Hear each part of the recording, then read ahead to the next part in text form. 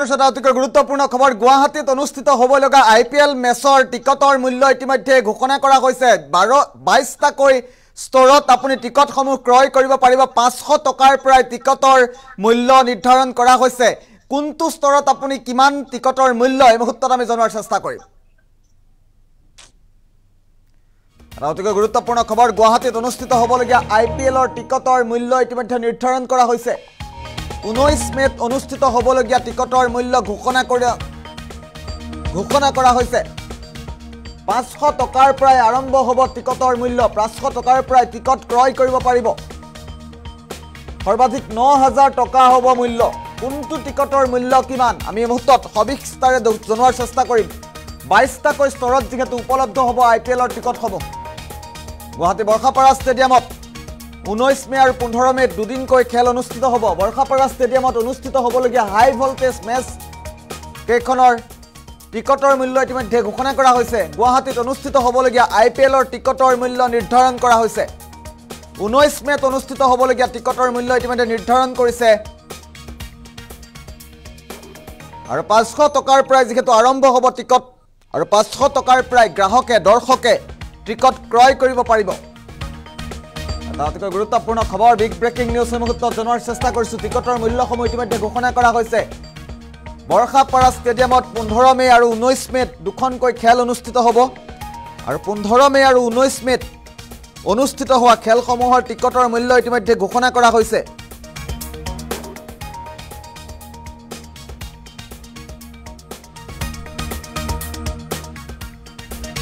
ডাঙৰ খবৰ এই মুহূৰ্তত 22টাকৈ ষ্টৰত উপলব্ধ হ'ব IPLৰ টিকটসমূহ সৰ্বাধিক 9000 টকা হ'ব মূল্য 500 টকাৰ প্ৰায়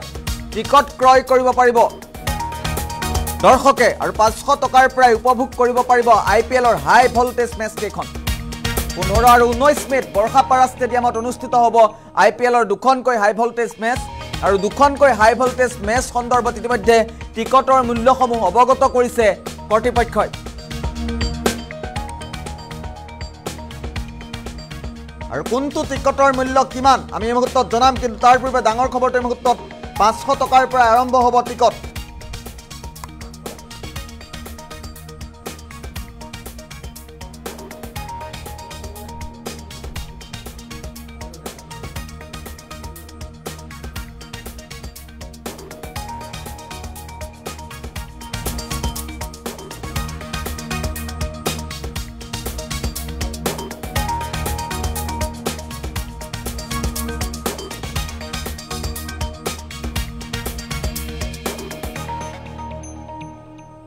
আমি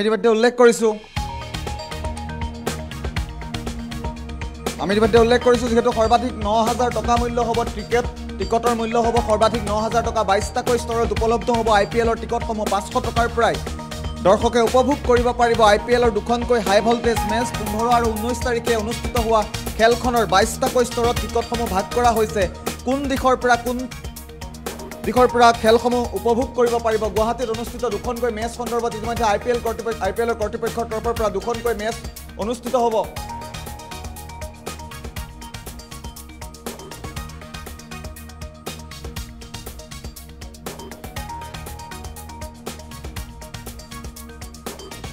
গুৱাহাটীত অনুষ্ঠিত হ'বলগীয়া IPLৰ টিকটসমূহ ইতিমধ্যে নিৰ্ধাৰণ কৰিছে কৰ্তৃপক্ষৰ তৰফৰ পৰা 3500 টকাৰ পৰা এই মুহূৰ্তত আমি সবিশেষ তালিকাখন দেখুওৱাৰ চেষ্টা কৰিম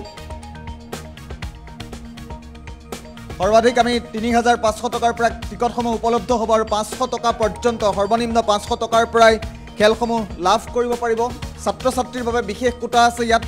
আৰু ছাত্ৰ ছাত্ৰীৰ বাবে কিমান মূল্য হ'ব সাধাৰণ দৰ্শকৰ বাবে কিমান মূল্য হ'ব টিকটৰ এই মুহূৰ্তত আমি সবিশেষ তালিকাখন জনাৰ চেষ্টা কৰিম ইয়া 22টাকৈ ষ্টৰত টিকটসমূহ ঘোষণা কৰা হৈছে 3500 টকাৰ পৰা আপুনি খেল উপভোগ কৰিব পাৰিব 3500 টকা 1700 টকা 2800 টকা 2400 টকা 1700 টকা 2900 3500 1600 2900 3500 1600 টকা ইয়াৰ টিকেটৰ বিভিন্ন মূল্যসমূহ এই মুহূৰ্তত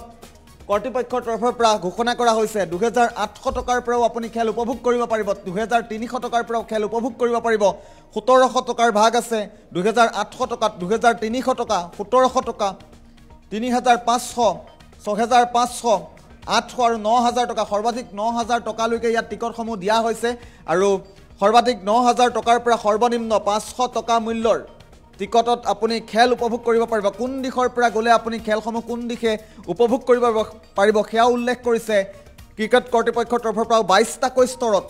সৰ্বাধিক 22টাকৈ স্তৰত টিকটসমূহ ভাগ কৰা হৈছে আৰু এই টিকটসমূহ সন্দৰ্ভত মন্তব্য আছে আমি পৰৱৰ্তী পৰ্যায়ত মন্তব্য শুনাম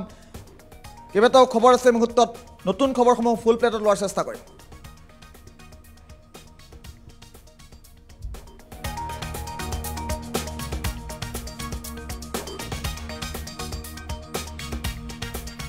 আৰু 19 মেত অনুষ্ঠিত হ'বলগীয়া টিকটৰ মূল্য ইতিমধ্যে ঘোষণা কৰা হৈছে গুৱাহাটীত 15 আৰু 19 মেত